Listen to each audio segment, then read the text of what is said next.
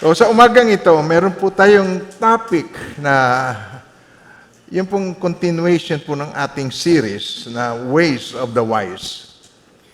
Tulad po ng aking lagi nababanggit na natay na sa mga huling araw na pabigat ng sitwasyon. Inaamin niyo po ba yon? Ang gasolina, parang pataas pa baba. Okay. Salamat, roll back na naman. Mamaya, roll up na naman. At ang economy, hindi natin matiyak. Pero ang sabi po sa Bible, sa huling araw, mababatbat ng kahirapan. And we need to learn how to adapt. Kailangan tayo maka-adapt doon sa situation. At ang kalimitan po na nagiging problem natin ay kung paano tayo mag-adjust. Mula sa masaganang pamumuhay patungo doon sa medyo nagsasuffer tayo, nagsasacrifice tayo. Amen po ba tayo doon? Ang totoo nun, mas maraming tao ang lumalakpak, bumabaksak pag sila'y umunlad. Yun ang hindi nila ma-handle yung success. Mas madaling ma-handle ng pangkaraniwang tao ang mga difficulties ng buhay kaysa ron sa success ng buhay. Marami ang nasisiraan ng bait pag dumadami na ang blessings ng Diyos. At sa umagang ito, magpo-focus po tayo sa relationship. At ang title po ng ating message sa umagang ito is Seek to Understand. Alam niyo po ba na ang cause ng broken relationship ay misunderstanding? Kaya kung tayo ay patuloy na isinisik natin, ay makaunawa tayo, we seek to understand, magkakaroon tayo ng mas maayos na relasyon sa isa't isa. Anyway, yun po naman ang buong katotohanan. Nilikha tayo ng Diyos para sa isang relationship. Minsan may nagtanong kay Jesus, ano po ang una at pinakadakilang utos sa lahat? At ang Panginoong Jesucristo ay sumagot, makinig ka Israel, ang Diyos, iisa at siya ay dakila. At sabi ng Panginoong Jesucristo, ibigin mo ang iyong Diyos ng buong puso't kaluluwa, buong pag-iisip at buong lakas. Sabi niya rito, ito ang una at dakilang utos sa lahat. At ang ikalawa ay tulad nito, ibigin mo ang iyong kapwa tulad ng pag-ibig mo sa iyong sarili. So sa makatwid po, ang buhay natin is all about loving. At if you are loving, a loving person, meaning, ang pinakamahalaga sa Diyos ay relasyon. Pakikipagrelasyon. At kahit na gaano kang kayaman, kahit ikaw ay pinakamayaman na sa balat ng lupa, kahit na ikaw ay pinaka-successful in the terms of human terms, ikaw ay successful, ngunit ang relasyon mo ay broken, hindi maayos ang iyong pakikipag-relationship, hindi masaya ang buhay. Inamin niyo po ba yan? Sino ba namang pamilya ang masaya na ang pamilya ay magulo? Si nanay at si tatay hindi magkasundo, ang mga magkakapatid hindi nagkakasundo, pinagpala ng Diyos, namatay si lolo, nakamana ng milyon-milyon, pinag-awayan, nagdemandahan, 90 years old na hanggang ngayon, nagdidemandahan pa. Hindi ba? Pag ang relationship ay hindi maayos, hindi masaya ang buhay. Pero pag masaya ang relasyon, nakikita mo, nasa picnic ground, nagsasaya sila, namamasyal, nagbuburakay, masaya. Di ba, ang relationship ay maayos at yun ay nakalulugod sa mata ng Diyos at sa mata ng tao. Amen po ba tayo doon? At kayo ba, inaamin niyo po yun na mahalaga ang relationship. Now, pero ito po ang katotohanan sinasabi sa salita ng Diyos. Araw-araw, meron tayong pinakikitunguhang tao, maging kamag-anak mo, anak mo, whatever. Pag pinakikitunguhan nating tao, iba-iba ang ugali. Amen po ba tayo doon? Meron silang maayos, very delightful ang kanilang ugali, delightful people. At meron mga difficult people. Nakamit na ba kayo ng mga delightful na tao? At mga difficult na tao? Yung mahirap pakisamahan, na kahit anong gawin mo ay mali. Nagigets ba ako doon? Nakamit na ba kayo ng inspiring na tao na pag nakakausap ko itong taong ito, na-inspire ako. Na-inspire ako mag-aral, na-inspire ako na pumasok sa isang negosyo, na-inspire ako na mag-aral, tumataas ang grade. Nakamit na kayo ng taong ganon? Napakabuti ng Panginoon. Amen po. napakarami sa ating mga naririto ngayon sa church ay mga inspired ng Panginoon.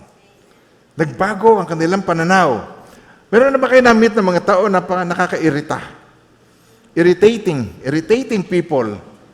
At meron na ba kayo na-meet ng mga fascinating at intimidating na mga tao na pagka nag-uusap lang kayo, normal lang ang pag-uusap, nakaka-intimidate.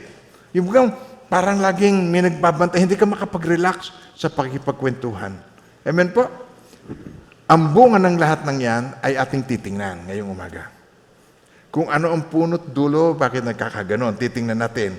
Kapag ang relasyon ay maayos, ang buhay ay maayos at masaya. Amen po. Kaya't umpisahan po natin ang mensaheng ito ng panalangin. Mag-pray tayo. Nanawa po, let us pray and ask God to help us understand the message. Understand the message about relationship, because life is all about relationship. Let us pray. Let's humble our lives to God. Oh Heavenly Father, you are the potter and we are the clay. And we pray even right now, Lord, mold us and make us. Teach us, Lord, your ways. Tulungan niyo po kami na mag-humble sa iyo. Turuan mo po kami ng iyong pamamaraan. Turuan mo po kami ng mga godly principles, godly perspective. Nais namin, Panginoon, na ang buhay namin ay maging maayos sa paningin mo at sa paningin ng mga taong nasa paligid namin. All the glory and all the praise belongs to you. In Jesus' name, amen and amen. Amen. Sa Bible po, ang mga bahagi doon na nagbibigay sa atin ng wisdom sa Old Testament, ang tawag po doon, Proverbs. Sabihin niyo nga yung word na yan, Proverbs. Oh, Proverbs. Yan sa Old Testament. Sa New Testament naman, ito po nagbibigay sa atin dito ng wisdom ay Book of James. The Book of James is full of wisdom and practical application of our faith. Gusto niyan tayo matuto sa practical application ng ating pananampalataya, ng ating faith kay Lord. Simulan po natin dito sa James chapter 3, verse 13 to 18. Dito iikot ang ating message. Dito lang, ito ang titingnan natin. We will look at this text, this portion of the Bible that will teach us practical way of life in order for us to have a better relationship with one another. Sino po ang gustong magkaroon ng better relationship? Pakitaas po ang kamay. Pampo natin ang Panginoon. Amen! At salamat po sa inyong pakikiisa. Hindi nyo iniisip na, eto na naman, patataasin na naman ang kamay natin ng pastor. Hindi po nonsense yung aking ginagawa.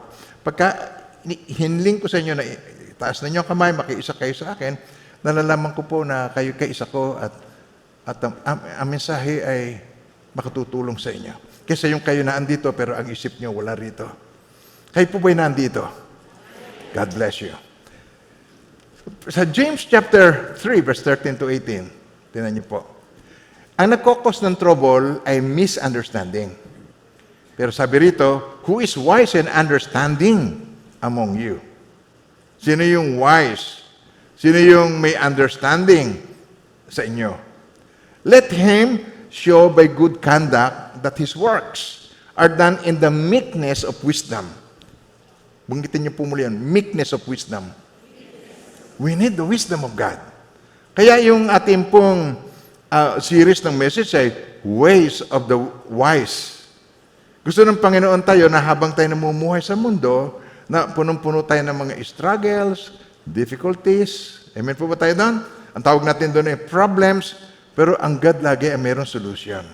God will always teach us the solution, and He will teach us to make life easier for us if we trust Him. If you trust yourself, life will be more difficult. But if you start to trust, if you start to shift from self to the Savior, then you will experience easier life, a better life, and a hopeful life. So who is wise and understanding among you? Let him show by good conduct, and his works are done in the meekness of wisdom. But if you have bitter envy and self-seeking in your hearts, do not boast and lie against the truth. This wisdom, itong klase ng wisdom na ito, does not descend from heaven, from above. Hindi nanggagaling ito sa langit. But is earthly, sensual, demonic. For where envy and self-seeking exist, confusion, and every evil thing is there. Kaya, sabi dito, but the wisdom that is from above is this. Wisdom that is from above is first, number one, pure, then peaceable, then gentle, willing to yield, full of mercy, and good fruits.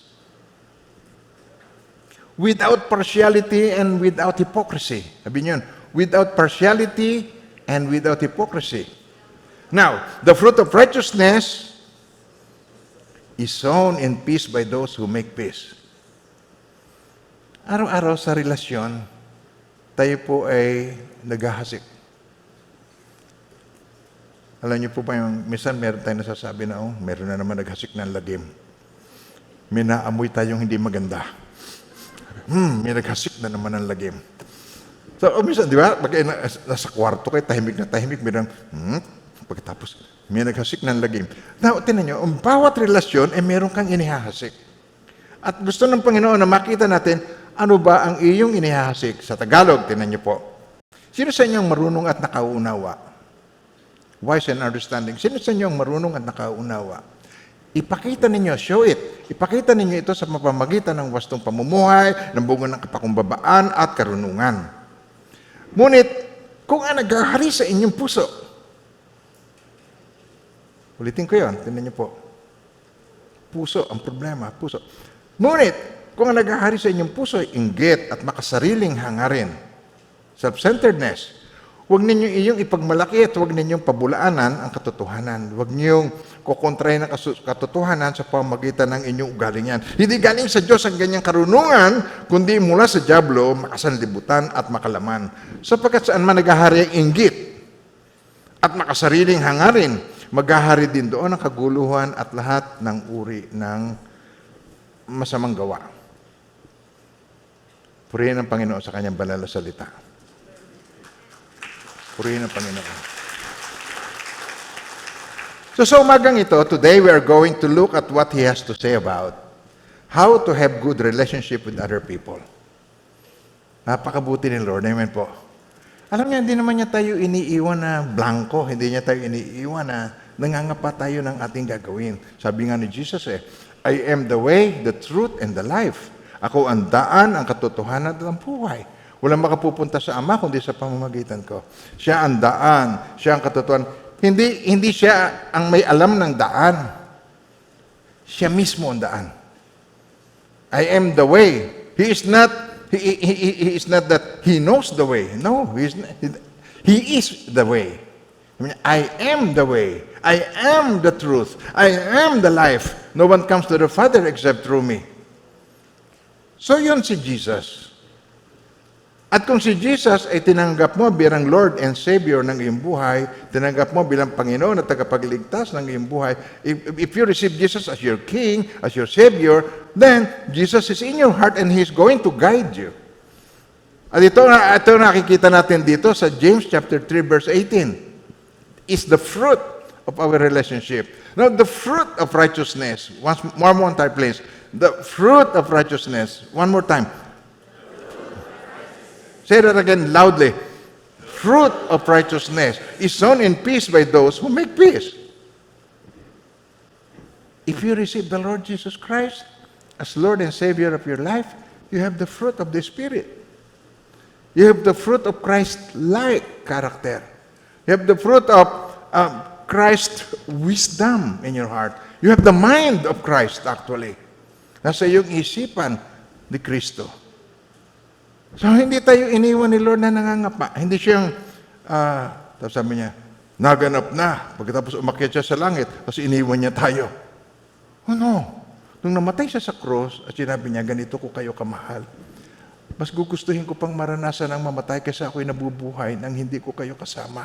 Yun ang reason kaya siya namatay para sa iyo at para sa atin, sa ating lahat, para tayo ay magkaroon ng buhay at isang buhay na ganap at kasiyasiyang buhay. Sino ang nais na ang buhay ay hindi ganap at magulong buhay? Minsan masaya, minsan malungkot, minsan maraming problema. Sino may gusto ng ganap? Sabi niya, buhay na ganap at kasiyasiyang buhay. At binabati ko po kayo na kayo nandito ngayon sa church ngayong umaga. Nagtagumpay kayo sa banta ng langit na parang uulan, pero kayo nandito pa rin. Hindi kayo takot sa ulan.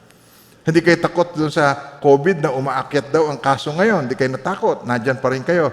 At naka-face mask. Hindi naman si COVID lang ang pinag-iingatan natin. Marami namang nakakahawa, hindi po ba? Merong flu, merong ubo, merong sipon. Pero pag naka-face mask ka, may ingatan mo ang sarili mo sa mga virus na ito. At saka yung mahahawa ka ng mga karamdaman. Amen po. Wisdom ang kailangan natin sa ating kapanahunan. Mayroon nga lakas ng loob. Buon loob. Sira naman ang ulo. Hindi natin gusto yun. Amen po. Gusto natin, tinan nyo. Sabi sa James 3:18, now the fruit of righteousness is sown in peace by those who make peace. Sabi dito sa Galatians 5:22, verse 22 and 23, but the fruit of the Spirit, when you receive Jesus Christ as Lord, then the fruit of the Spirit, bunga, may manifestation, may makikita. Katulad na nag-preach po ako about 2 weeks ago tungkol sa real faith. Di ba? Natatandaan niya yan? Yung tunay na pananampalataya. Pag may tunay na pananampalataya, ay meron tunay na pamumuhay at meron tunay na makikita sa iyo, si Christ nandun. Amen po. Ay sa kapanahon natin, merong fake news, merong fake na pera, merong kung ano-ano. Tinan niyo, pati daw yung bagong 1,000, hindi pwedeng tiklopin. Pag tiniklop mo, mawawalan ng value. Ano klaseng pera yon? Galit na galit tuloy yung mga tao. Eh, nakikinig ka lagi sa fake news. Mari ba naman ang gobyerno maging ganun ka-stupid na magagawa ng bagong pera na pag tiniklop, bulsa mo wallet tinitiklop ng mga lalaki. Yan, babae lang ang meron ng diretso. Ang lalaki tinitiklop. Pag tiniklop mo, pagbili mo, ayaw nang tanggapin. Ginigising ko lang kayo. Di ba kagising-gising yun? Biro mo 1,000, walang value. Sabi sa Galatians 5:22, but the fruit of the Spirit is love. Sabay-sabay. Love, joy, long-suffering, kindness, goodness, faithfulness, gentleness, self-control. Against such, there is no law. Yan ang ginawa ni Jesus nang mamatay siya sa cross ng Kalbaryo. Tinubos niya tayo sa batas ng kasalanan at kamatayan. Tinubos niya tayo sa kautusan, sa sumpa ng kautusan. Pinalaya tayo ng Espiritu na nagbibigay buhay. Purihin ang Panginoon. Amen. Hindi ba kamangha-mangha ang kabutihan ng Diyos? Kung nabubuhay ka pa sa law of sin and death, wala makakaligtas kahit isa. Kaya ang mga tao confused. Ligtas ba ako? O hindi ako? Nagkasala ako? Nagkasala siya? O namatay? Siya kaya sa langit? O siya kaya sa impyerno? Nagtataka yung mga tao nga, pero si Jesus ba ay magkakatawang tao at gagawin siya tagapagligtas natin upang tayo ay may pangamba pa rin kung tayo ligtas o hindi ligtas? Nagigets niyo ba ako? May pa ba tayo doon? Si Diyos! Kaya huwag mong isipin ng isipan ng Diyos ay kapareho ng isipan ng tao. Amen po. Iba ang isipan ng Diyos. At pag ang Diyos ay may ginawa, perfect. Pag ang Diyos ay may ginawa, maasahan. Amen po. Maasahan. Sabihin niyo, maasahan. Purihin ang Panginoon. Amen. Sabi ni James, every day, you're planting seed. It could be seed of anger, seed of jealousy, yung pagkainggit. Sino po ba ang diyan? Huwag na kayo magtaas ng kamay. Kayo ba yung nainggit na? Gusto ko rin yun. Sana all. Di ba? Di talagang mainggitin, di ba? Sana all. Okay. Insecurity. Yung pang hindi mo alam yung standing. So ikaw ay na-insecure, hindi mo malaman kung sino ka talaga, kung ano ka talaga, para kanino ka talaga. Insecurity. Peace. At tinan nyo, naghahasik tayo ng binhi ng kapayapaan. peace, confidence, nagpahasik tayo niyan. At many different kind of seeds. So titingnan natin ito sa, kung kayo po ay makikisa at susubaybayan nyo ang bawat sinasabi ko, sabi po sa Galatians chapter 6 verse 7, sabi dito, do not be deceived. Huwag mong linlanghin ang iyong sarili. God is not mocked. Hindi nyo maeding dayain ng Diyos.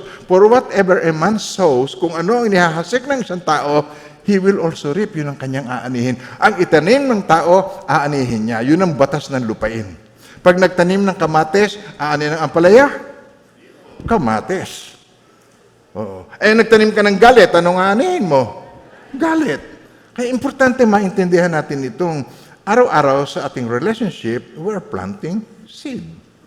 Maintindihan natin. At kailangan natin ay good seed ang ating ipaplant. At kailangan natin doon, para mangyari sa atin yon, how can I plant good seed? How can I plant seeds of peace? Okay, ito. How can I be a peacemaker? Paano ba ako magiging peacemaker? How can I have peaceful relationship? Paano ba ako magkakaroon ng relationship na peaceful? Ito po, ang answer. Wisdom. Wisdom. Ang wisdom galing sa Diyos. Hindi galing sa eskwelahan. Knowledge, hindi yon. Wisdom. Pwede kang knowledgeable, pero wala kang wisdom. Pwede kang tapos ng maraming kurso, pero wala kang wisdom. Nakakita na ba kayo ng mga taong ganon? Napakarami. Example ko lang ito. Wala naman ma-offend kayo kung kayo ay doktor. Doktor na doktor. Chain smoker. Tapos sinasabi doon sa karatula cigarette smoking causes cancer. Tapos siya nagtatrabaho sa lung center. Hindi ba? Kaya marami mga tao knowledgeable but they are not wise. Amen po. Papaliwanag ko mamaya-maya na kaunti. Wisdom is a gift from God. Wisdom is a gift from God. Titingnan natin yun mamaya. Gift of God. With wise approach, pag meron tayong wise approach, we will reap favorable response. Ang aanihin natin, kapabor-pabor na response. Kapabor-pabor na resulta. Kapabor-pabor na ugali. Amen po? Nakakatuwa. Ang inihasik mo, pag-ibig, ang anak mo, puro maibigin. What you sow is what you reap. Kung anong iyong inihasik, yun ang iyong aanihin. That is the law of the land. Sa langit, wala nang hasikan. Anihan ang anihan na lang. Hindi ka na nagtatanim doon. Pero sa lupa, dito naghahasik at nag-aani tayo. What you sow is what you reap.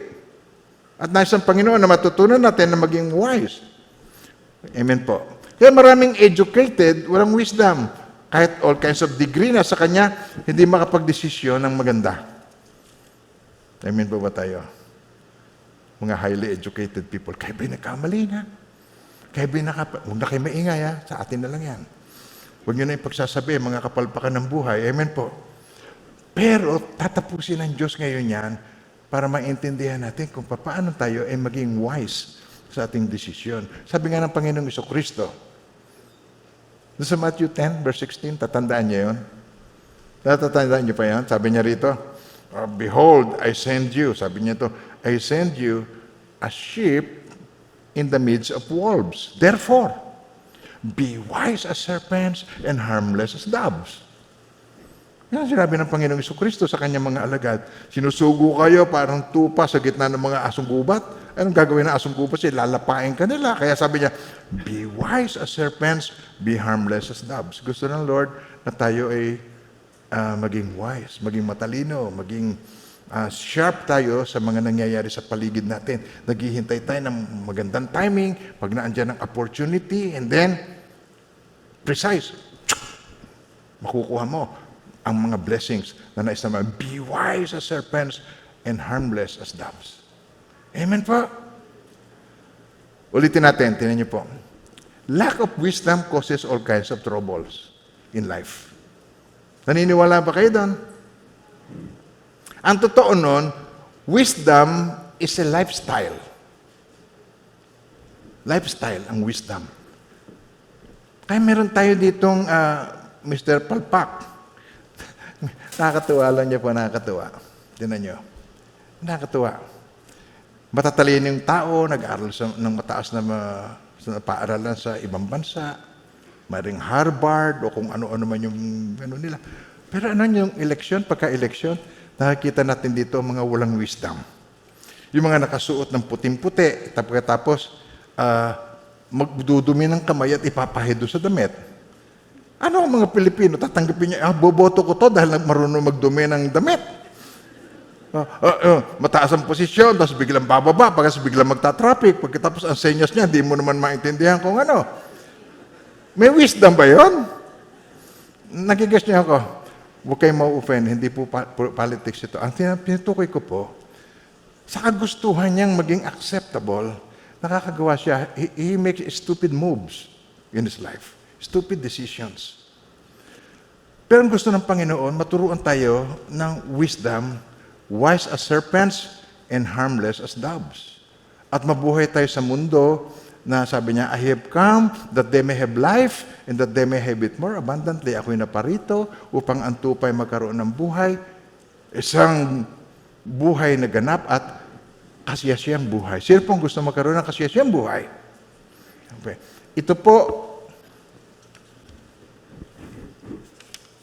kumuha kayo ng ballpen, yung hindi nakasulat, isulat ninyo. Scribble ninyo yung mga mababanggit ko na wala rito.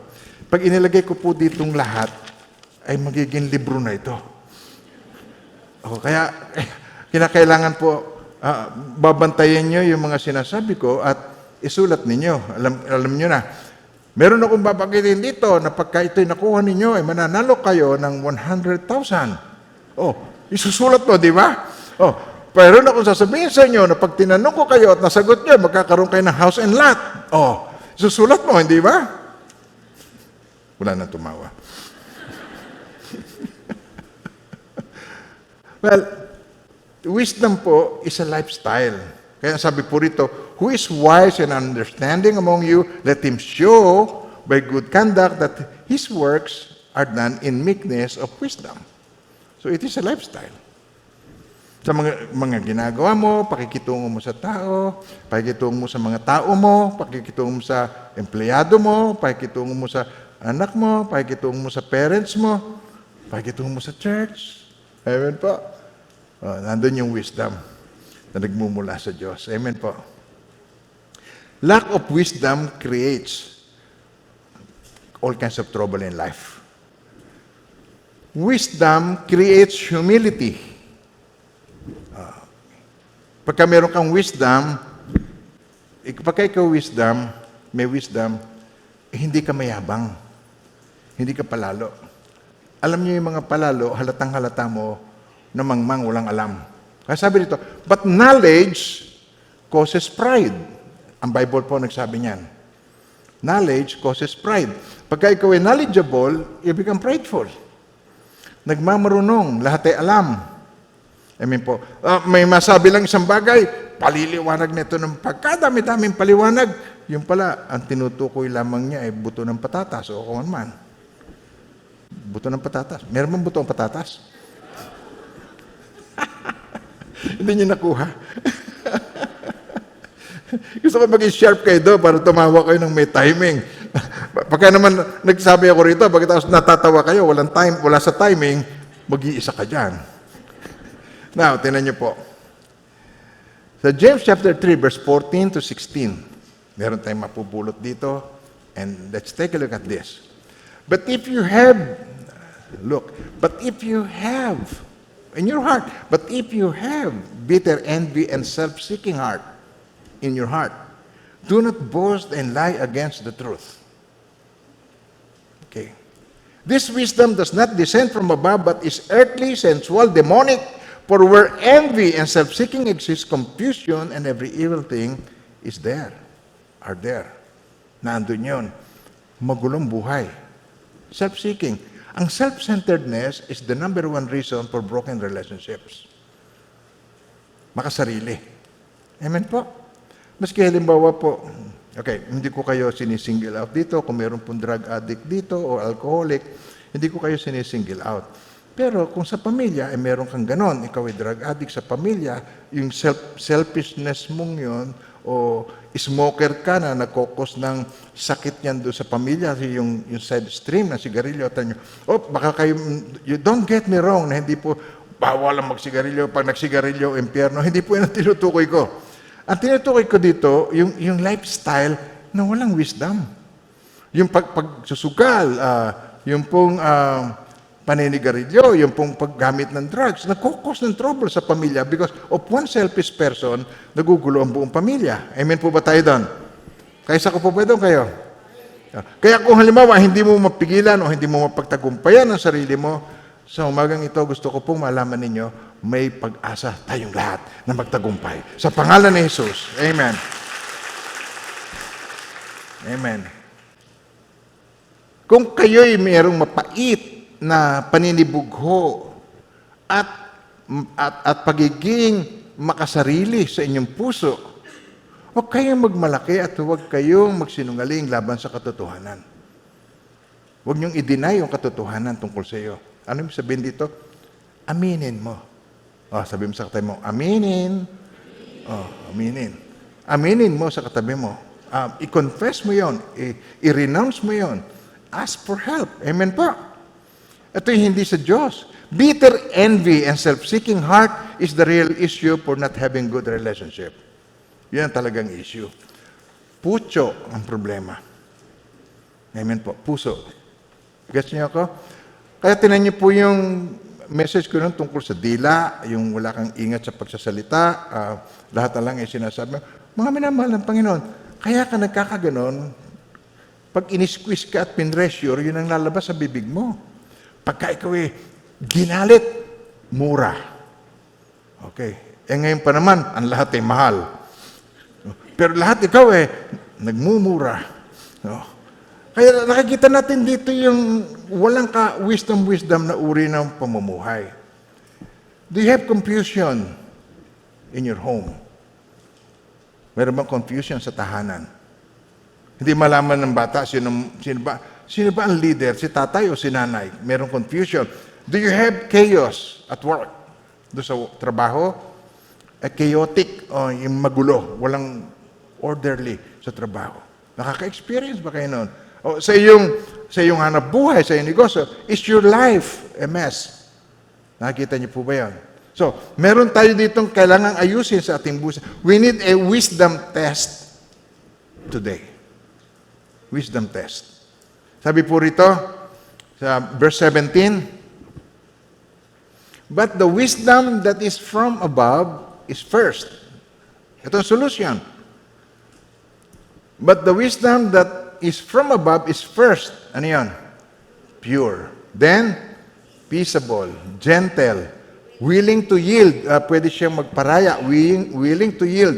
Full of mercy and good fruits. Without partiality. Hindi ito nagtatangi. Without partiality and without hypocrisy. Okay. Hindi ito yung paimbabaw. Sabi mo, wala na paimbabaw.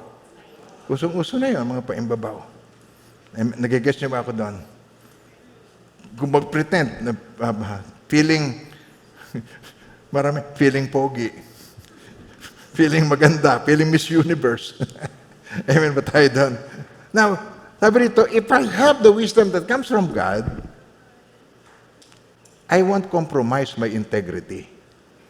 So, ito, balikan natin po yun. Balikan natin yung sa verse 17. Balikan muna natin, tinan nyo. Let's take a look. Take a look. But the wisdom that is from God, from above, from heaven, is first. Ano yan? Pure. And then we will look at pure. And then, ano susunod? Peaceable. And then, gentle. And then, willing to yield, full of mercy and good fruits, without partiality and without hypocrisy. Titingnan natin isa-isa yan. Willing pa kayo na tapusin natin yan? God bless you all. Palain po tayong lahat ng Panginoon. Nais ng Panginoon na tayo magkaroon ng magandang relationship, maayos na pamumuhay, maayos na tahanan, maayos na relasyon sa bawat isa. Amen. Dito po sa 1 John 3, verse 2 and 3. Beloved, Now we are children of God and it has not yet been revealed what we shall be. Mga minamahal ng Panginoon, tayo mga anak ng Diyos at hindi pa natin alam kung ano tayo magiging. Nagigets mo ba ako doon? Yung iba, tayo ba'y magiging anghel, magkakaroon tayo ng pakpak, magkakaroon tayo ng yung mga namatay na bata, magiging tiyanak ba o magiging kerubin ba? Ganyan. Ano tayo? Beloved, we are children of God and it has not yet been revealed what we shall be. But we know that when He is revealed, Jesus Christ is revealed, we shall be like Him. For we shall see Him as He is. Makikita natin siya ng mukhaan. We shall see Him as He is. And everyone who has this hope, ang mga taong may pag-asang ganito, we will see Him as He is. At ang mga taong may pag-asang ganito, purifies himself just as He is pure. Kaya yung purity na ito ay kailangan natin. Kailangan natin matutunan kung anong ibig sabihin. If you have the wisdom that comes from God, you will not compromise your integrity, ang pagiging pure.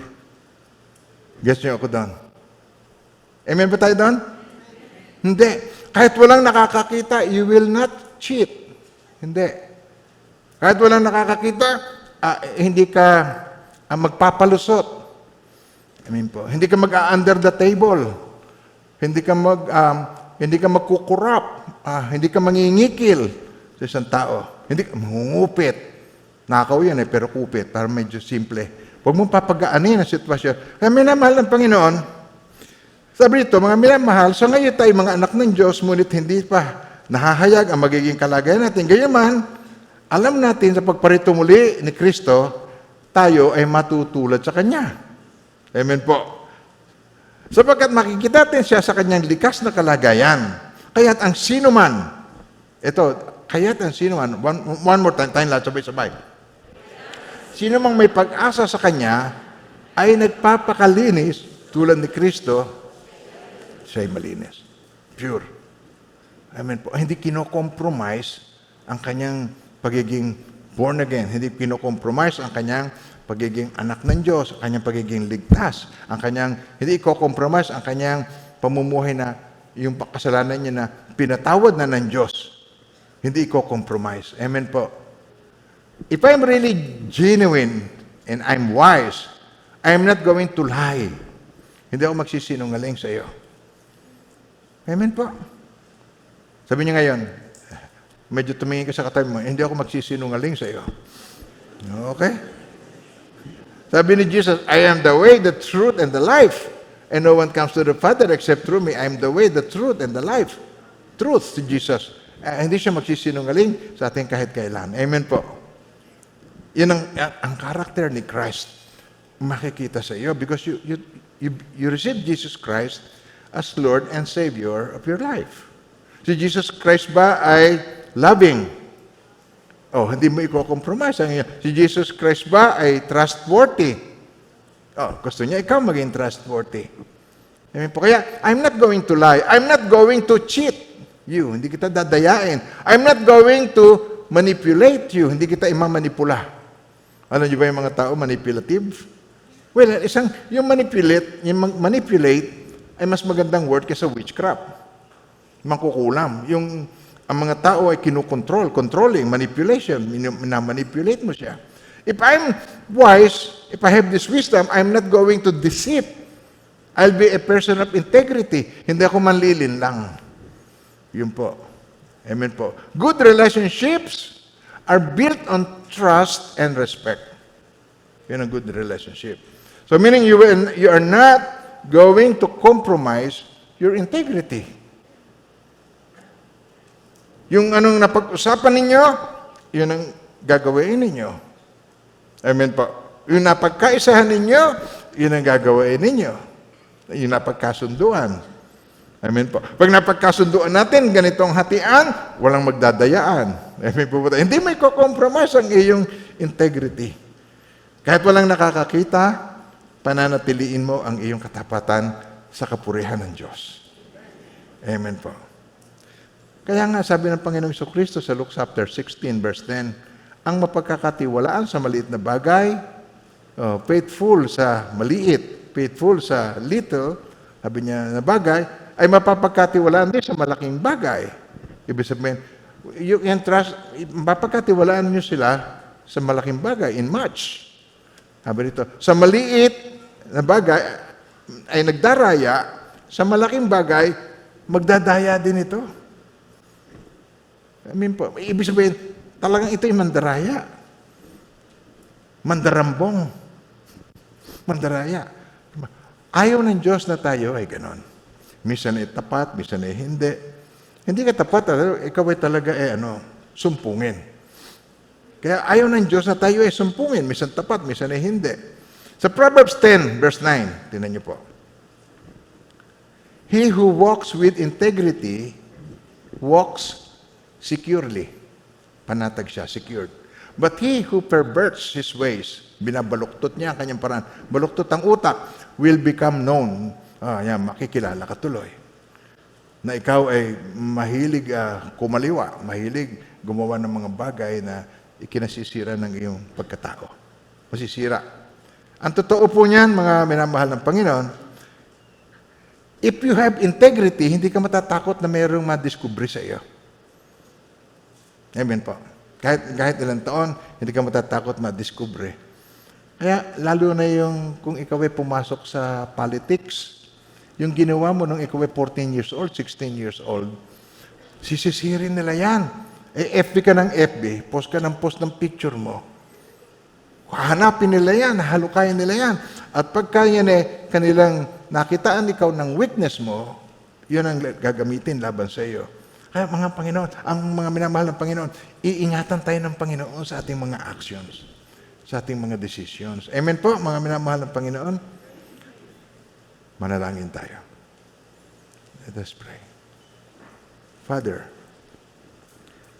help us make wise decision today. Upang sa pagdating ng araw, wala pong mai-accuse sa amin. Wala pong makitang masama sa amin upang masira ang iyong patutuo sa aking buhay. Salamat po, Panginoon. Pag-ingatan niyo po ako at yung mga pinatawad mo na sa akin, Panginoon, nawa po, panghawakan mo na ang buhay ko ngayon at magpakailanman. In Jesus' name, Amen.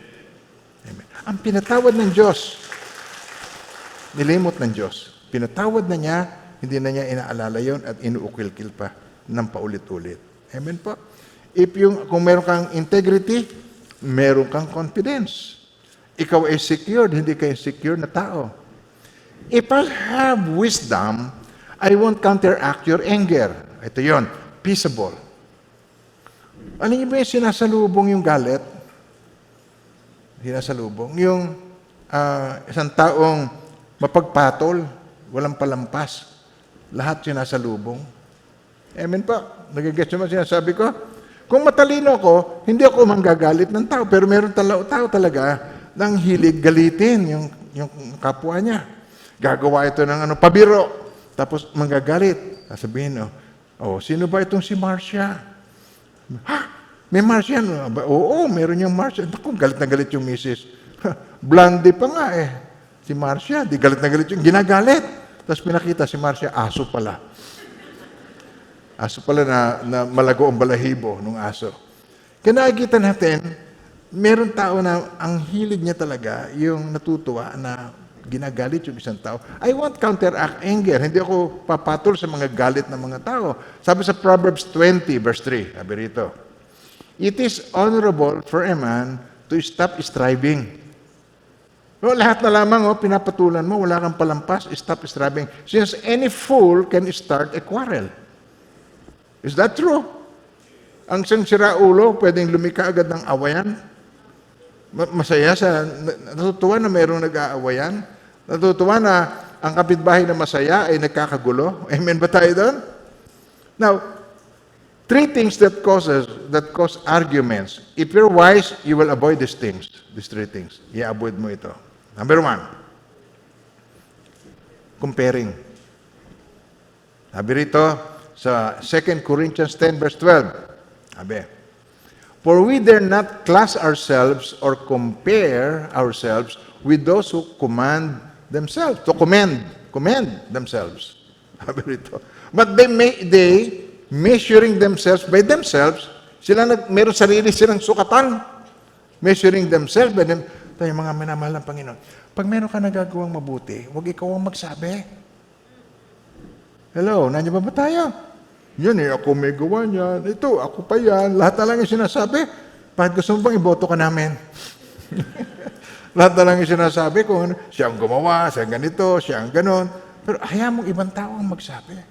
Hayaan mong makarating sa iyo na sinabi ng mga tao ang mabubuting gawa na ginagawa mo ng lihim pero nakikita. Alam ng Diyos kung meron kang ginagawang mabuti. Amen po. We dare not class ourselves or compare ourselves with those who commend themselves, but they measuring themselves by themselves and comparing themselves among themselves. Oh, these are not wise people. Walang wisdom. Ang sabi nga sa Bible sa Tagalog hangal. Kaya kung ikukumpara mo, magtataas ka ng bangko, para kang sira. Para kang hangal. Ayaw ng Lord na gano'n ang mag-iugali ng mga may wisdom. Kaya sabi mo sa katabi mo, hindi ako magkukumpara.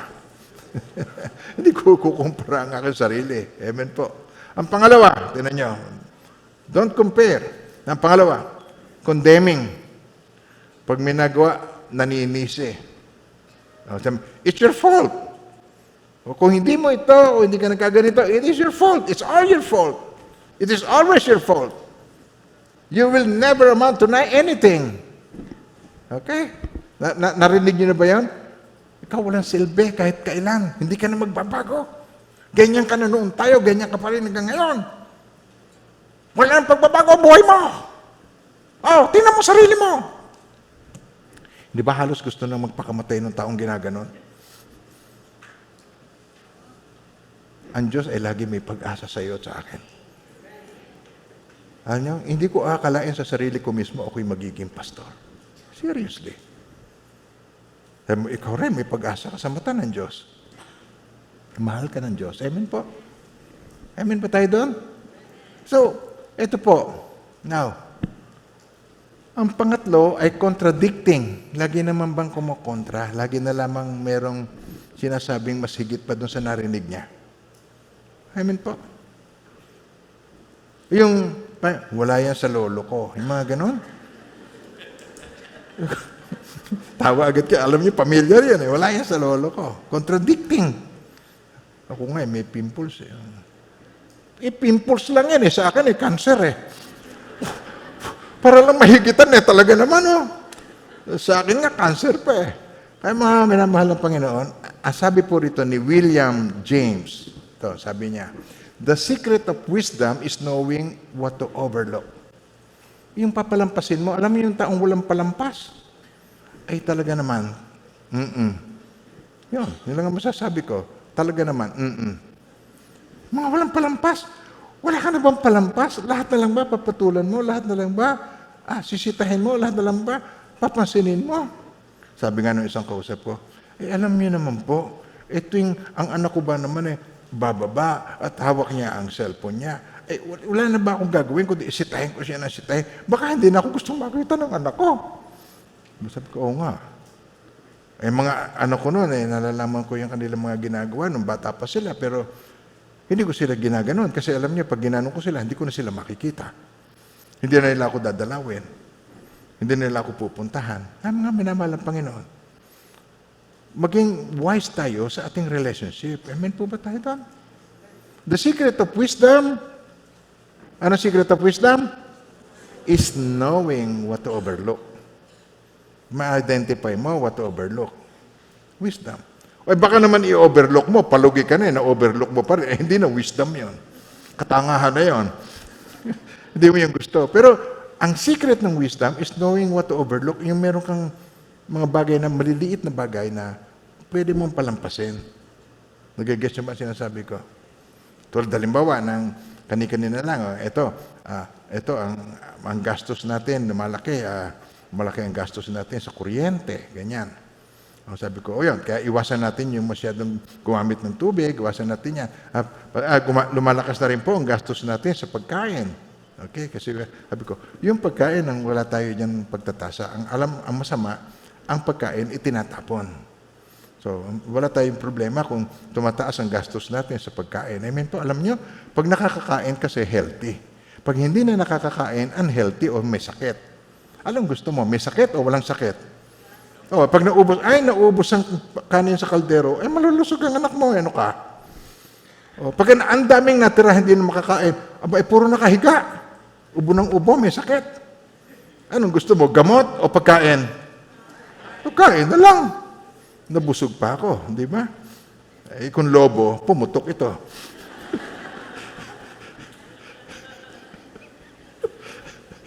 Alam na alam yung kanta. Dinatawa sa akin yung mga apo ko, di nila alam yung kwentong yun Bumili ng lobo lumipad sa langit Okay. If I'm wise, I won't compromise integrity and I won't counteract anger. Hindi ko sasalungain yung galit. Amen po. Maghihintay ka ng tamang timing. If I'm wise, I won't ignore your feelings. I will be gentle. Tinan niyo po, I will be considerate. Ayun word na yun. Considerate o gentle, considerate. Bibigyan mo ng konsiderasyon. Yung titingnan mo yung talagang validity kung bakit niya sinasabi yung sinasabi niya. Amen po. I won't ignore your feelings. Amen. Ang considerate, ito pang ibig sabihin ng word na considerate. Mindful of the feelings of others. Amen. Ngayon, dumating ang anak. Gutom na gutom. Nay, gutom na ako. Kakain na ba tayo? Habad ka ng habad bago pag uwi mo, gutom. Yan, mga hindi pa? Okay, yung asawa uuwi. Napaka-traffic. Init. Pagod na pagod ako sa trabaho. Tapos na traffic pa ako. Sabi ng misis niya, puro ka reklamo. Subukan mo kaya ikaw dito sa bahay. Ikaw ang maglaba, magluto, magsibak ng kahoy dahil mahal ngayon ng gas. Subukan mo kaya. Tingnan ko kung sino nakakapagod. Nagagets yung sinasabi ko? Kung ikaw, if you are wise, you won't ignore the feelings of other people. You will be considerate. Kasi legitimate yung sinasabi niya. Amen po. Pag may sinasabi sa akin si Mami Pastora, pinakikinggan ko. Pakinggan mo yung sinasabi niya. Pagka naguhugas siya, tumutulong ako. Pero pag sinabi niya, wag na, ako nang bahala rito. Sabi ko, hindi. Sige, ikaw na. Ganon. Ganon. Okay. Pero sisikapin mo na ikaw ay makatulong. Pagka alam niyo, if you don't feel it, ang tingin mo sa nararamdaman niya, invalid. Hindi tunay. Amen po. Meron po ba sa inyo nagiginaw? Meron nagiginaw? Wala naman po. Magiginaw? Mag-jacket ka susunod.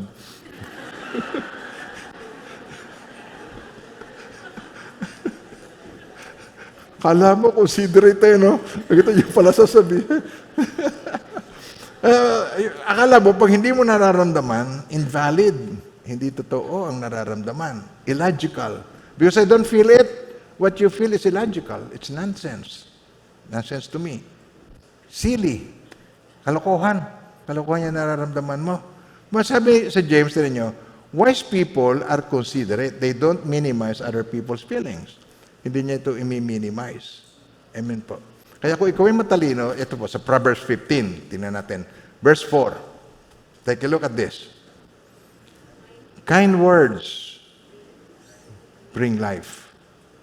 But cruel words crush your spirit.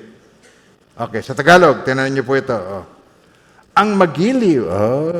Magiliw. Diba? Ang magiliw na salita ay nagpapasigla sa buhay, ngunit ang mahayap o marahas na pangungusap ay masakit sa kalooban. Totoo po ba yan? Kaya kailangan magiliw. Anak, napakatamad mo naman.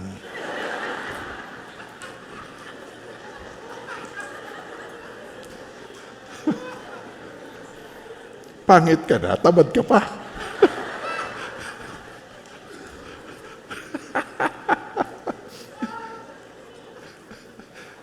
My son, don't be lazy.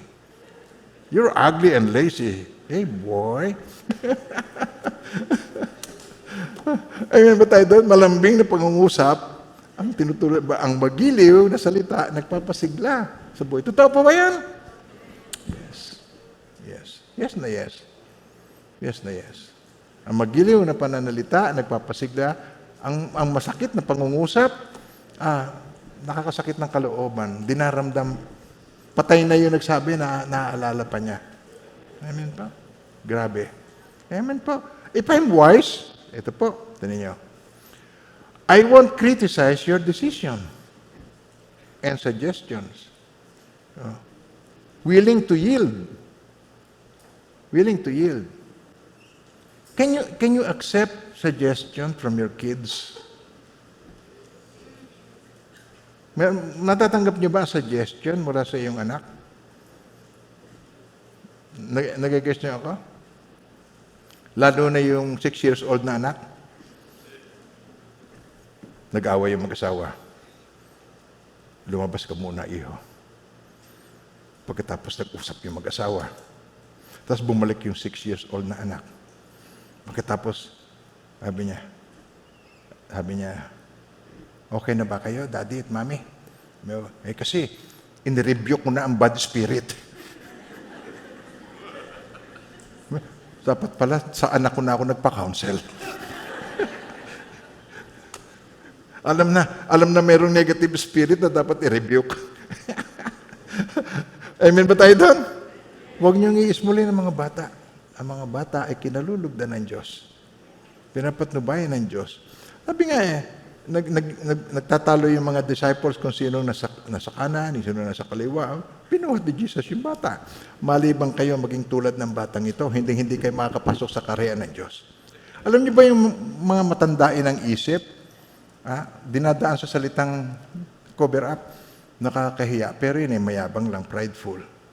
Halimbawa, ilibre mo yan sa restaurant. Okay.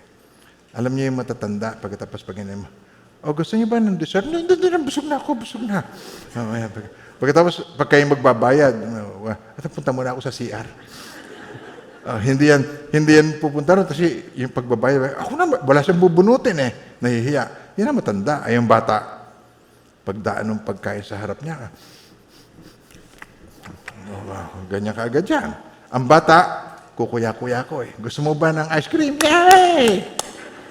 Matanda, gusto mo na? Hindi na ho, busog na. Thank you. Ang mga matatanda, mahilig mag-pretend.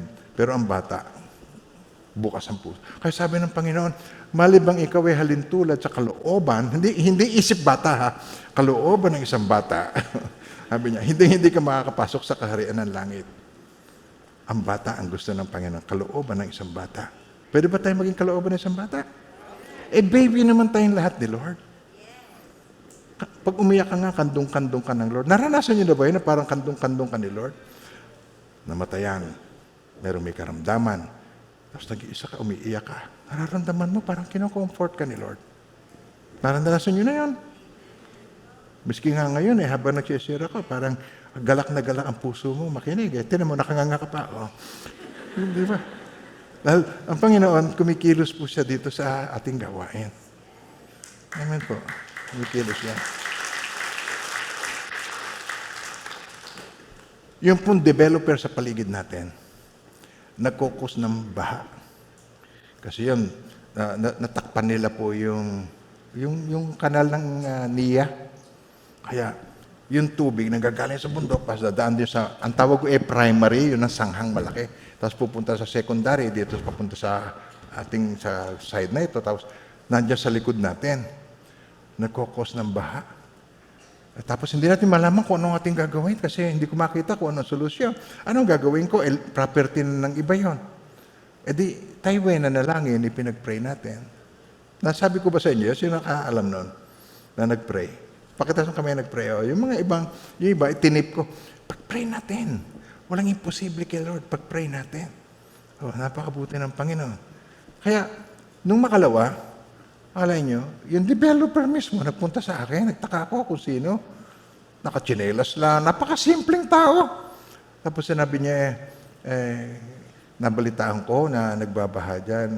Sabi ko, nabanggit ko po dun sa inyo pong anak, yung administrator po yan. Anak ko ni Captain Senya, sabi niya, ako yun. Tapos sinabi, titingnan ko yung tiningnan niya. Sabi niya, bukas na bukas din, papahukay ko ho yung naandito sa tabi para yung lahar hindi ho nililipad sa inyo. Tapos ngayon, dumating dito, umakyat dito, kinamayan ako, pero hindi pala aaten, pero nagpaalam siya. Maghuhukay na ho kami dyan sa labas, baka ho kayo maingayan. Naghuhukay na sila ngayon.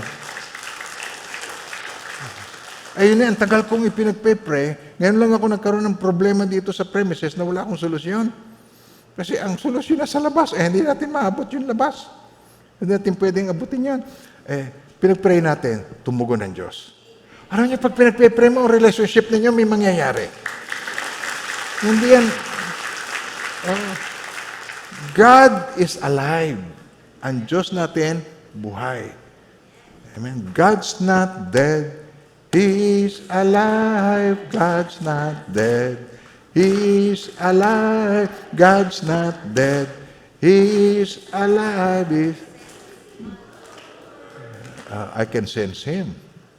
Nandito. Kaya, pag yung papasok ka pa lang, may na-experience ba kayo pag pumasok kayo sa gate? Yung iba sa inyo, oo. Yung iba sa inyo, medyo. Yung parang nararamdaman mo, parang meron kang kapayapaan, parang pag nakikinig ka ng message, parang nagkakaroon ka ng pag-asa. Pero sa inyo rito, may mga relationship, may problem sa relationship. Pero walang imposible kay Lord. Pagagalingin ng Lord ang relationship na yan. Amen po? Amen.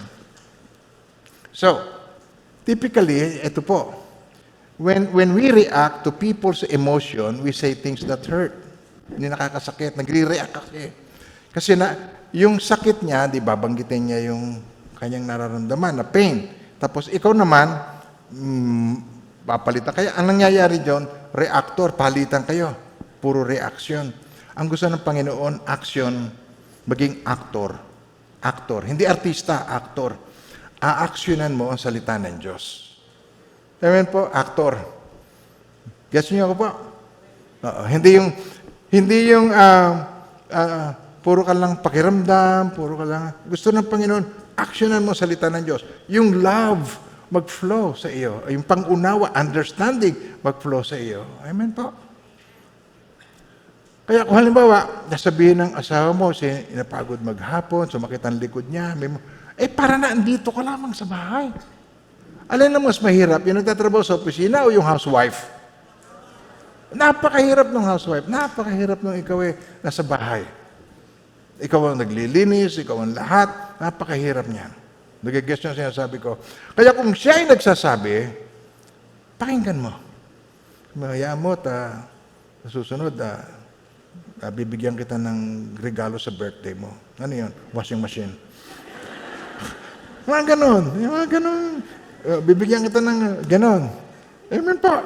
So if I'm wise, I won't criticize your decision, your suggestions, willing to yield.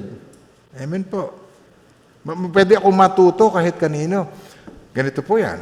Kahit kayo, anong mataas ang pinag-aralan po ninyo, meron na kulong alam na maaaring hindi mo alam. Tama po ba yan? Tanggap niyo po yan? At meron kang alam na hindi ko alam. Tama po yan? Yes. Meron ang katabi mong alam na pareho nating hindi alam. At kung tayo'y magtulungan, edi magagampanan natin ng maraming bagay sa pagtutulungan. Yun ang church. Hindi natin tinitingnan yung kung sino ang magaling. Ang titingnan natin ay kung paano tayo ay maging kabahagi. So pamilya, paano tayo magiging kabahagi? Amen? Hindi lang sa kainan, kabahagi, pati sa ligpitan. Okay, amen po. So, kung gano'n ang iyong thinking, you will listen to the suggestions of your kids. Kung sila ay nagsasuggest sa iyo, kung sila ay may sinasabi sa iyo na meron silang struggle sa kanilang feelings, may struggle sila sa kanilang damdamin, meron silang struggle. Legitimate yun, tunay yun. And ipag-pray. Bilang magulang, ipag-pray. Huwag mo sabihin, hindi tunay ang nararamdaman mo. Pigilan mo yan. Hindi ganun. Insensitive. Hindi considerate. Amen? Meron naman mga magulang. Pag meron nagsuggest sa kanya na anak lang kita, magsasabi ka pa sa akin. Ganon. Hindi niya matanggap. Hindi niya tanggap na anak niya ay pwedeng merong sense. Sabihin ko sa inyo, kahit na bata ay merong sense. Pwede mo siyang pakinggan, pwede siyang makatulong. Amen po. Ang kasimplihan nga ng bata nakakatuwa Ito, example, tinan niyo.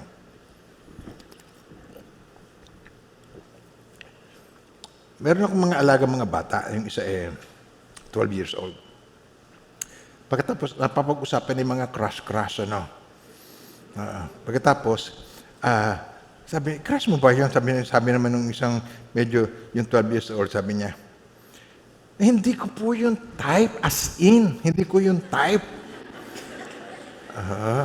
Di, kinausap ko ngayon yung 6 years old. Sabi ko, Shang, ano ba yung type? Isip siya kung ano yung type. Ano ang type? Yung po nagtatype. Nagte-text, sabi niya, yung nagte-text, yun ang type. Ay, mga bata, pwede mong pakinggan at pwede mong maasahan ang katapatan ng kanilang pananaw. Amen. Kami kain ka ng kain, saan ba nilalagay ang kinakain mo?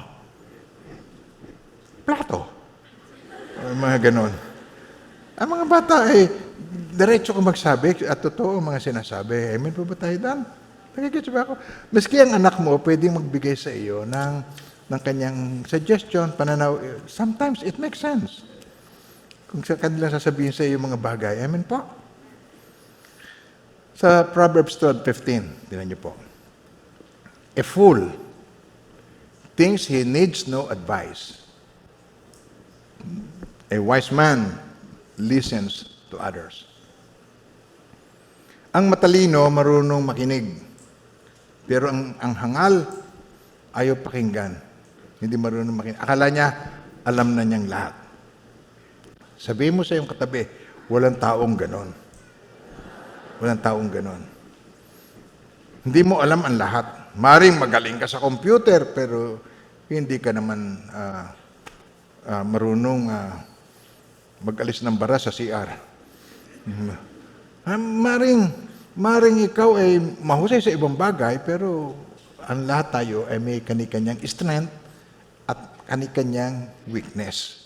So, tutulungan natin yung may weakness at yung strength, magtutulungan tayo, gagamitin natin, pagsasama-samahin natin for the glory of God. Amen po? Amen po. Now, if I'm wise, I won't emphasize your mistakes. Ano ibig sabihin nun? Ang wise ay full of mercy and good fruits. Grace. Okay? Full of mercy. Ibig sabihin nun, if I'm wise, I won't rub it in. Hindi ko irarub in ang iyong mga mistakes sa iyo. Hindi ko ulit-ulitin yan. Kung hindi natatandaan mo ba kung hindi mo ginawa yung ganyan, uulit-ulitin mo, tapos na yan, napag-usapan na yan. Finish na. And then you keep on repeating the mistakes. You keep on repeating the faults. So ano mangyayari? Meron ba sa inyong magagawa sa nakaraan? Wala. It's past. You cannot change what is past. Past is past. Nalampasan na natin yun.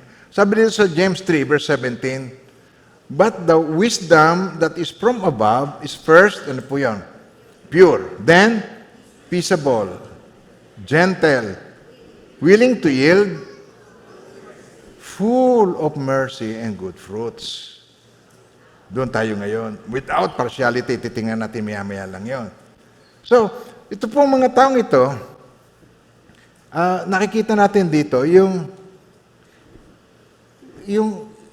merciful, full of mercy and good fruits, ang tinitingnan niya, kung papaanong makatulong, yung kung ano yung need, hindi yung what they deserve. Ginawa mo yun, bahala ka sa buhay mo. Ganon mga pananalita. Pero, nabuntis ang anak. Worst case scenario. Gagraduate na sana, and then, ang kanyang daughter nabuntis, pregnant. Malapit na ang graduation, and then, nabuntis. Ngayon, ang gagawin ng mga magulang, lumayas ka! Get out of this house! Get your things! I don't want to see your face anymore. Sisintensyahan. Yung mistake na yon, alam niyo po yon, sino bang hindi nagkakasala? Ikaw ba hindi nagkakasala? Hindi ko sinasabing Yes, maganda sinabi ni Pastor, pwede na natin gawin. Hindi ganun yun. Ang aking tinutukoy, merong case scenario, merong legitimate na sitwasyon, and it needs understanding and help. If you were wise, magkakaroon ka ng understanding, uunawain mo, titingnan mo how you can help. Hindi kung paano ka magparusa at mag-judge. Alin ang mas madali? Ang mag-judge o ang tumulong? Mas madali ang mag-judge eh. Sisihin mo agad na sisihin eh. Hanggang sa, tingnan nyo. Pero ang talagang tamang gawin, tingnan nyo kung paano matutulungan. Ito na ang nangyari. Ano tayo ngayon? We need to find out kung paano tayo ay makakatulong. Titingnan natin kung paano natin mapapagaang ang sitwasyon. Nagigets na sinasabi ko. Tapos nung dumating ang panahon, nakagraduate na yung batang yon na pinanganak sa pagkakasala. Apay, naging presidente ng Pilipinas. O naging isang negosyante. Tapos naging milyonaryo. Yun, milyonaryo. Nalimutan ng lahat yung mga masasamang pangyayari nung una. Dahil nakikita yung pakinabang. Maminamahal ng Panginoon. All things work together for good to those who love God. Mahal ng Diyos ang mga tao. Mahal ka niya, mahal niya ako. Meron siya magandang plano. Sabi niya, I know the thoughts that I think towards you. Ako lamang nakakaalam ng mga panukala na inihahanda ko para sa kabubuti ninyo. At ito'y upang bigyan kayo ng pag-asa sa hinaharap. Gusto niya tayo ay laging merong future.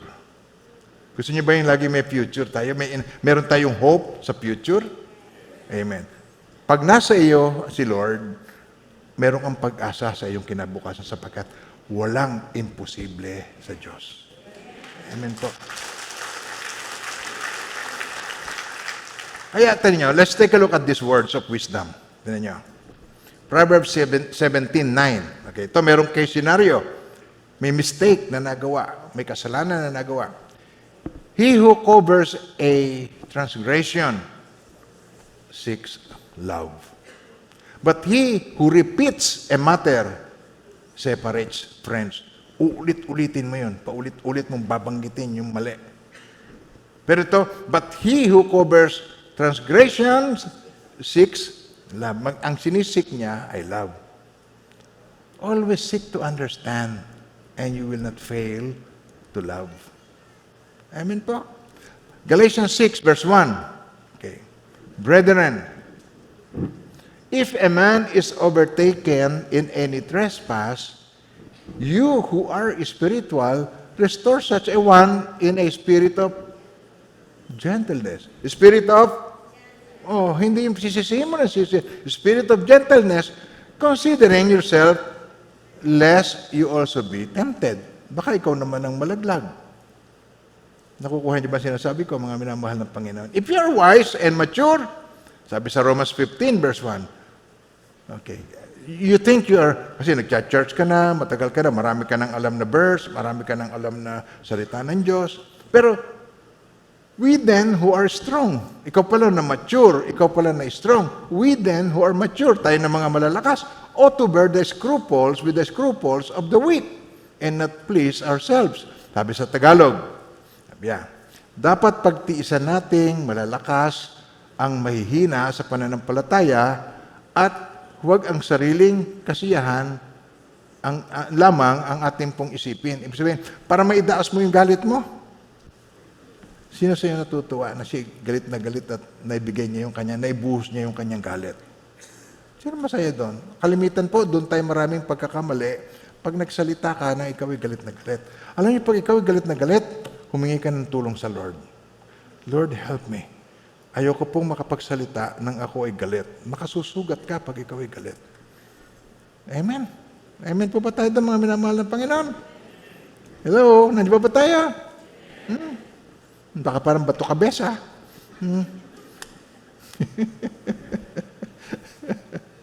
Mapabuti ni Lord.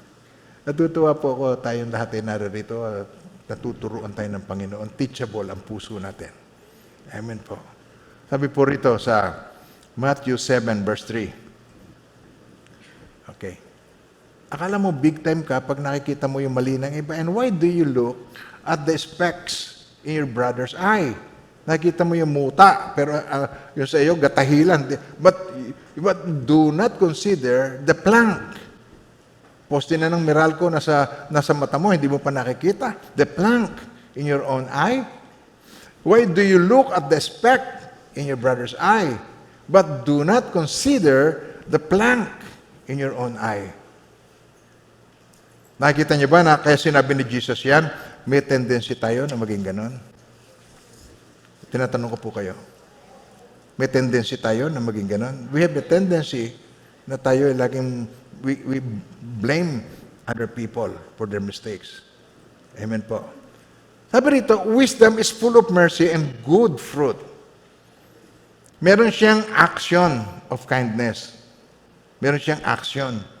It's something na hindi yung sinasabing, oh, kawawa ka naman. O paano ngayon ang gagawin mo? Ewan.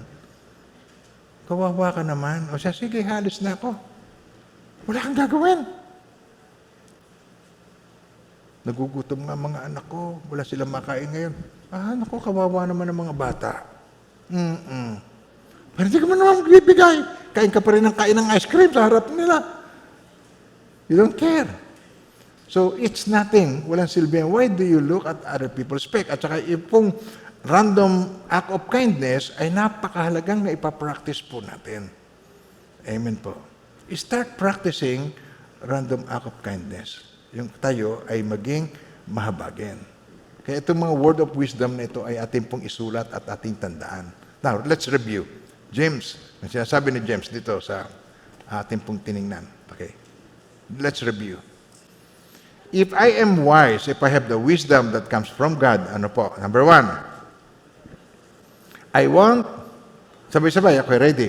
If I have the wisdom that comes from God, I won't compromise my integrity. Pangalawa, I won't counteract your anger. Pangatlo, I won't ignore your feelings. Pangapat, I won't criticize your decision and suggestions. Panglima, I won't rub it in if you make a mistake. Hindi ko yung lagi na lamang sasambitin ang sasambitin. Nandito na tayo sa ika-6. Napakabuti ni Lord. Amen po. Ito na ang huli, pang-6. Ito na yung ating titingnan. If I'm wise, I won't disguise my own weaknesses. Ano ibig sabihin nun? Hindi ako magiging impartial. Ako sincere, magiging sincere. Amen po. Magiging totoo. Wisdom is impartial and sincere. Yun po ang katotohanan niyan. Ang may wisdom is impartial and sincere. Sabay-sabay. Wisdom and sincere. Amen po. Ito po yun. Yung pong sa Greek theater, nung unang panahon, meron silang yung maskara na may patpat. Ginaganyan yung maskara. Iba-ibang muka. Ang artista nito, mga 2 lang o 3, pero yung kumisan, yung artistang yun, babae. Lalaki yun, lalaki naman, 3 lalaki. Pero kumisan, papapil siya na babae. Pero meron siyang kukunin na maskara ng babae. Nakukuha niyo ako doon? Kumisan naman, yun ay matanda, pero minsan kukuha siya ng maskara na bata. Tapos ang role naman yung bata. Tapos aarte siya. Ang tawag to doon sa mga yun, hypocrite. Ang tawag. Yung iba, nagpipretend siya na hindi naman siya yon. Nagagets niyo ako doon. So, itinuturo sa atin dito, sa ating pong word of wisdom dito, sa church, tayo ay maging totoo. If I'm wise, I won't disguise. Hindi ko kailangan yung maskara. I won't disguise who I am o aking weaknesses. I won't disguise. Hindi ako magpipretend na hindi yun ang weakness ko. Hello, nandyan pa po ba tayo mga minamahal ng Panginoon? Patapos na ito. Bear with me.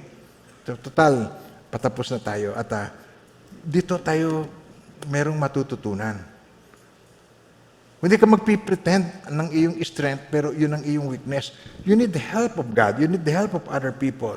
Kaya, kung ikaw ay perfect, sino ba sa inyo dito ang perfect na? Perfect? Hindi ito ang church po ninyo. I'm sorry to tell you. Hindi po ang church na ito para sa iyo, if you are perfect. Ang church na ito ay church ng mga taong totoong may nagawang kasalanan. Sino po rito may nagawang kasalanan? Pakitaas ng kamay. God bless you all. Welcome kayo. Welcome. Kung ikaw ay dito, yung mga merong hang-ups, yung mga those people that have struggles in their hearts, that they don't have a perfect life. Ito po ang church noon para sa mga taong ganon. Those are still in the process. Still in the process of being a Christian. Ito ang church ng mga ganon. Pero kung ikaw ay perfect Christian, huwag ka na umalis sa pinanggalingan mo, doon ka na uli. This is not the church for you. Amen po. Pero kung ikaw ay tunay, isang makasalanang tao, pinatawad ng Diyos, gustong magsikap, sabay-sabay po tayo. Amen po. Taong may tunay na mga emotional problem. Sino sa inyo mga may emotional problem? Pagkataas po ang kamay. Welcome dito po sa HTBC, mga ganon.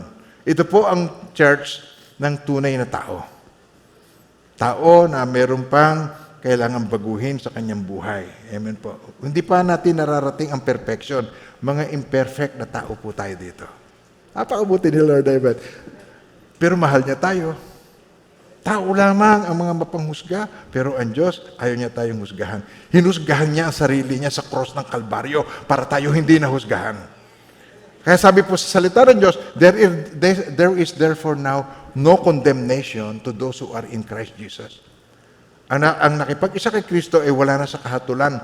Sabay-sabay, there is therefore now no condemnation for those who are in Christ Jesus. Hindi na tayo hahatulan. Amen po. Gusto niya tayong maintindihan natin yan. Pero napakaraming mga tao ngayon, mapagpanggap, a lot of people that are phony. Mapagpanggap. At alam nyo, makikita itong mga taong ito sa singles bar. Yung bang, pag nakita yung babae, can I buy you a drink? Ganon. Hindi mo naman kilala. Can I buy you a drink? Anong gusto? Kursunada ka lang noon. Di ba? Meron akong apo na nagbigay ng kagalakan sa akin sa US. Ito ay si Janela, no? Pag siya lumaki na, no? Pagka siya naging teenager na, at siya napapunta sa singles bar, I hope not, na mapapunta siya doon. Pag si Janela, nilapitan, if Janela is approached by a pogi, or a good-looking guy, sabi, can I buy you a drink? Alam niyo ang reaction ni Janela? What? You mean to say, you're going to buy me a drink? I'm a total stranger. Ganon yan eh. Pakita ko sa inyo. Alam niyo kung bakit hindi niya magugustuhan ng drinks? Kasi ang gusto lang niya cookies. That's all he wants. Kung kinalok sa kanya, do you like cookies? Wow! I like that. Papakita ko sa inyo. Tinan niyo. Here, it's like hiding the cookie, like a cookie a little bit because it's in the bottom. Mm-hmm. Oh. And this is there's your big one. Saan? Right there. How does it look? Looks delicious. How does it look, Javen? Hey, how does it look? Chocolatey. Chocolate. Chocolate. How about, Janela, how does it look? Delicious. Delicious. All right. Even Are look- you excited? Yeah! Oh, and Okay. that even looks poopish. Poopish. So we will come back in 11 minutes. Oh, yeah. Oh, watch out. Don't hold it. Let me see. Napasok What ka. happened to your hand? Hindi, okay lang. Oh, don't touch it or you will forget your name. I told you. Sorry. Teka. Sorry for you. His name. Oh, Hold this. Oh, yeah. Good idea. yun. Okay, Okay. you can hold the sheet. That's baligtad. There you go. Alright. Yan, very good. Be careful kasi sisirain mo yung iyong mold. Oh, yeah. Yan. Oh, look what happened. What happened? What happened, baby? Hmm. What happened? So good. So good. This is kind of hard. Hmm. Sorry.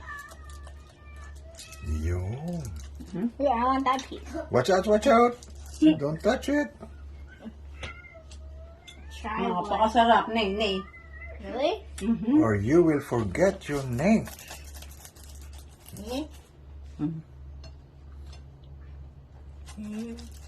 So, hindi ba? Masarap. Sabi mo, masarap. Masarap. Okay. Okay. Hindi na makaantay ang aking parpuyano. Just thank So, you. Blow it tingnan na. natin. No? Ito, alisin mo to. Um, Blow it, otherwise it's going to Mm. hot. Oh. Oh. Okay. Huh? So, how was it? so delicious. So delicious. Oh. Look, my moving tongue. Look. You do that, Nene? Tapos aalokin ng stranger ng alak. No. Cookies, baka sakali. Eto, alam niyo yun? Sa Proverbs 28:13, sabi rito, he who covers his sins will not prosper. But whoever confesses, hindi dinideny, whoever confesses and forsakes them will have mercy. Amen po. Will have mercy. Kaya, kalokohan yung i-deny mo yun, i-disguise mo ang iyong weakness, that you will be impartial. Kaya ang gusto ng Panginoon, ikaw ay maging impartial at sincere.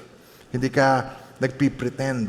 Gusto niyang ikaw ay ikinukonfess mo kung ano yon, inihingi mo ng tulong sa Diyos kung ano yung kailangan mong mabago sa iyong buhay. Now, ano ang iyong tingin sa how do you rate yourself in the test? Dito sa testing, kung paano yung iyong wisdom, the wisdom test, from 1 to 10, ano ka kaya rito from 1 to 10? Sulat mo na lang dyan sa outline mo. Ito ang test ko sa wisdom test. Anong score mo sa wisdom test? Amen po. I won't compromise my integrity. Sabay-sabay. I won't counteract your anger. I won't ignore your feelings. I won't criticize your decision and suggestions. I won't emphasize your mistakes. I won't disguise my own weakness. Aaminin mo na ako man may kahinaan ganyan. Sabi nga nung isang kinakounsel ko, Pastor, bakit po pag ako po yung kinakausap po kayo, hindi po ako nakakaramdam ng condemnation sa inyo? Sabi ko, paano naman iho? Lahat naman tayo ay makasalanan. Yung mga kasalanan na nagawa mo, nagawa ko rin. At pinatawad ako ng Diyos at patatawarin ka rin ng Diyos ngayon. Amen po. Pabuti ni Lord. Ito sa James chapter 1 verse 5. If any of you lacks wisdom, let him ask of God, who gives to all liberally and without reproach, and it will be given to him. Ang wisdom is a gift from God. He gives, bibigyan ka niya. If you ask God, He will give you wisdom. Amen po. Sinong gusto ng wisdom? Okay, manalangin po tayo. Quick prayer lang. Quick prayer. Lord, I want this wisdom. I humble my life. I cannot make it without you. Help me identify my weakness so I can deal with it, Lord, and ask for forgiveness. Patawarin niyo po ako sa aking mga kahinaan. Forgive me from all of my weaknesses and sins. And I thank you, Lord, because you are a merciful God. In Jesus' name, amen and amen.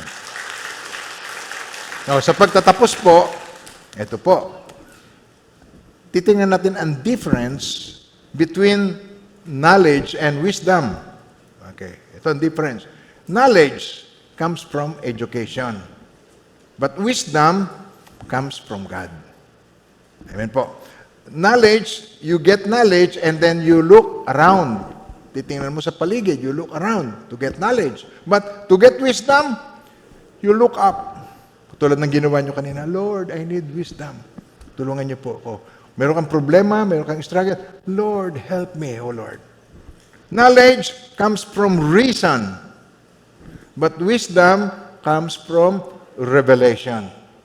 Kaya kanina, ngayon, pinag-aaralan natin yung mga inire-reveal sa atin ng Panginoon na wisdom, kung paano tayo ay magkaroon ng wisdom. Knowledge is something you learn, but wisdom is a gift.